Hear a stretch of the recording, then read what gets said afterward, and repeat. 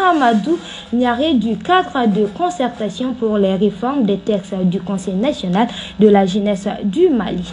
Bonjour, monsieur Niaré. Bonjour. Alors, quelles ont été les résolutions phares prises à Aboukouni? Merci en tout cas pour l'opportunité donnée. Moi, c'est Mahaman Mama Niaré. Je suis le président du cadre de concertation des jeunes pour la réforme des textes du Conseil national de la jeunesse. Vous savez, avant de parler de Bougouni, j'aimerais parler de Koutchala. Le congrès de Koutchala qui a amené Amadou Diallo à la tête du Conseil national de la jeunesse, il est venu trouver un certain nombre de problèmes. Quand il est venu également, il a été contesté par un groupe dirigé à l'époque par Ousmane Diarra-Di Bouznou. Donc il y avait une certaine division entre les jeunes du Mali. Et après, il y a eu le coup d'État. Le coup d'État contre le président Ibrahim Boubacar Keïta. Amadou Diallo est parti au CNT, il a été nommé au CNT. Et suite à ça, il y a une partie des jeunes aussi qui pensaient qu'étant au CNT, il ne doit pas continuer, en tout cas, à parler au nom des jeunes. Et déjà, il y avait des bureaux parallèles un peu partout à travers le pays. Déjà, son mandat a été contesté par certains. Donc, le ministre, dans sa vocation d'unifier les jeunes du Mali, en tout cas, il y a eu la conférence extraordinaire tenue à Bougouni. C'est cette conférence que vous avez évoquée tout de suite. À Bougouni, il était question de mettre en place un bureau consensuel, ça a été le cas, et également de travailler sur les réformes. Donc, une commission devrait être mise en place qui devrait être composée de la DNJ, c'est-à-dire de la Direction nationale de la jeunesse, du CNJ, du comité exécutif et des personnes et ressources, mais ça n'a pas été le cas. Et le mandat intérimaire, c'était 8 mois. Et pendant les 8 mois-là, le comité exécutif actuel, en tout cas, n'a rien fait, ni de conférence.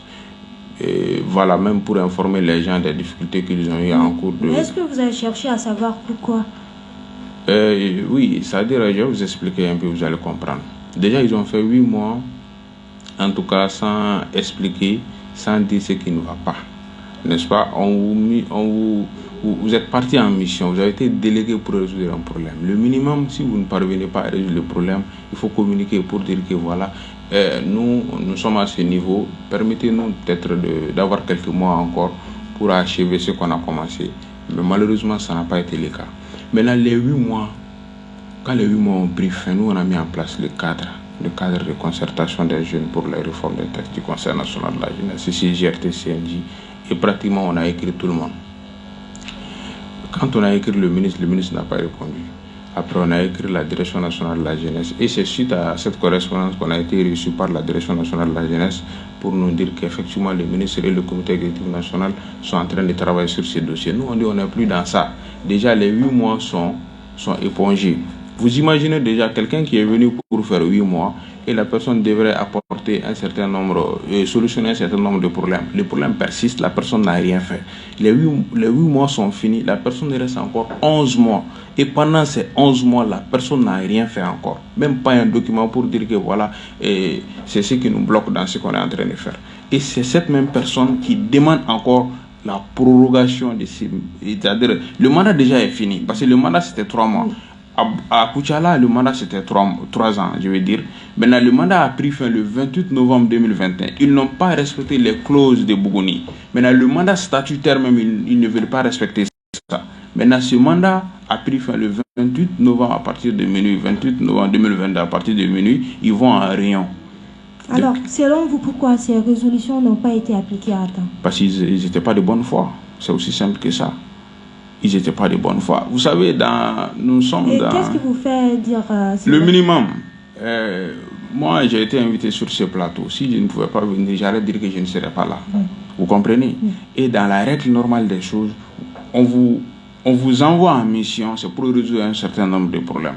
Dès lors que vous ne parvenez pas à résoudre les problèmes, il faut parler, il faut communiquer. Déjà, ils n'ont même pas fait de chronogramme. Je vois que dans votre introduction, vous dites que le gouvernement dit qu'il y a un problème de ressources. Mais je n'y crois pas. Vous savez, ils n'ont même pas fait de budget par rapport à ça. Ils n'ont rien amené par rapport à ça. Le comité exécutif n'a rien fait par rapport à ça. Je ne sais pas si je me fais comprendre.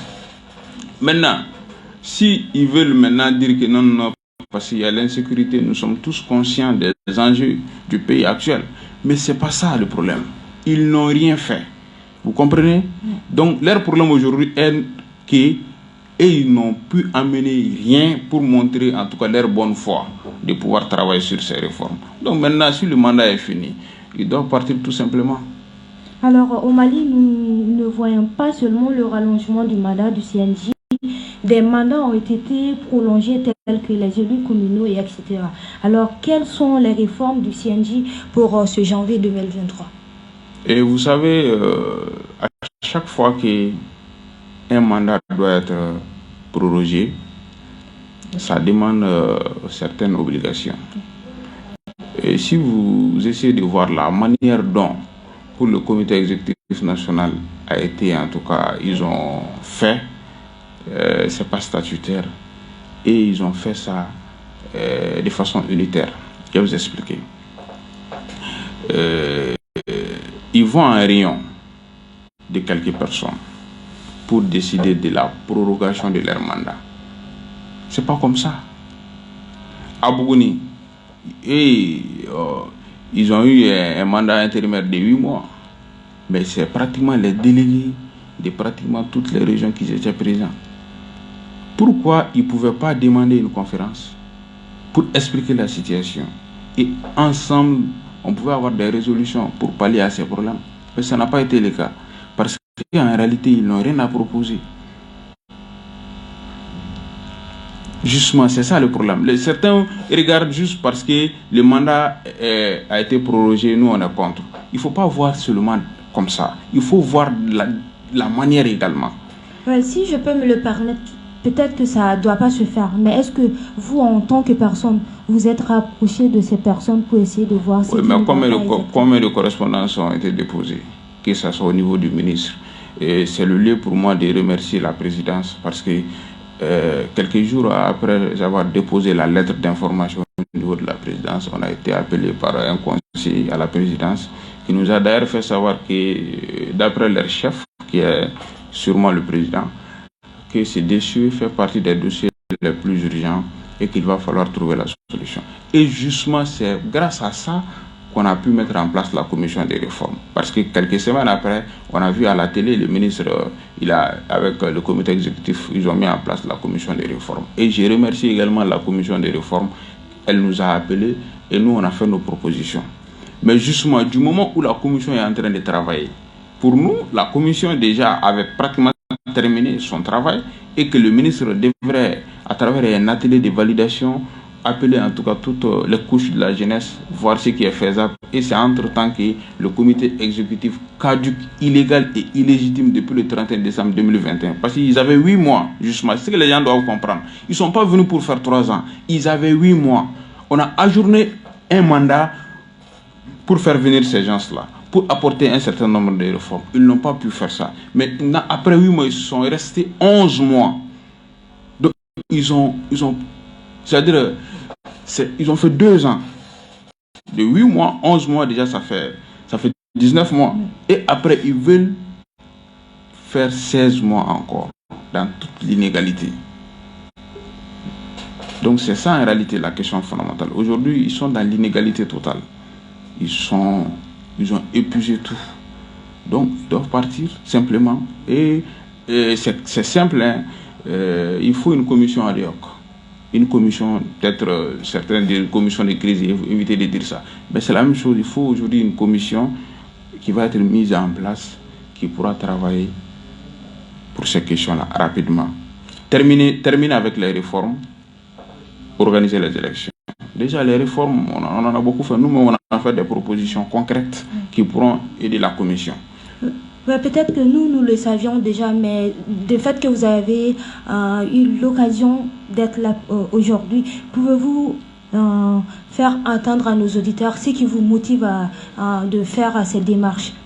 Nous, vous savez, le Conseil national de la jeunesse, c'est un ONG qui est considéré, sinon qui est supposé être la fêtière des organisations de jeunesse. Mais en réalité, le CNJ n'est qu'une association. Vous comprenez? Le CNJ n'a même pas mandat à parler au nom de tous les jeunes du Mali.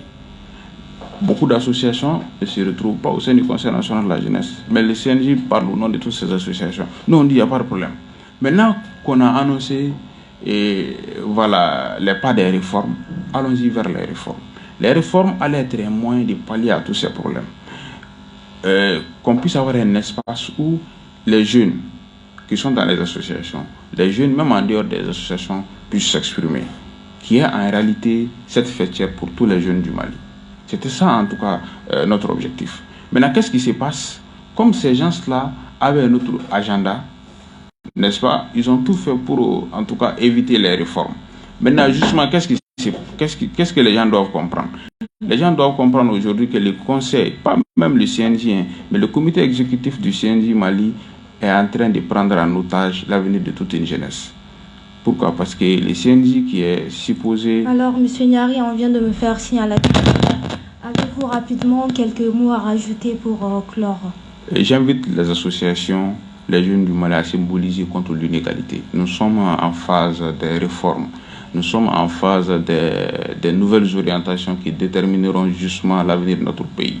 Et on ne peut pas y arriver dans l'inégalité, dans l'injustice.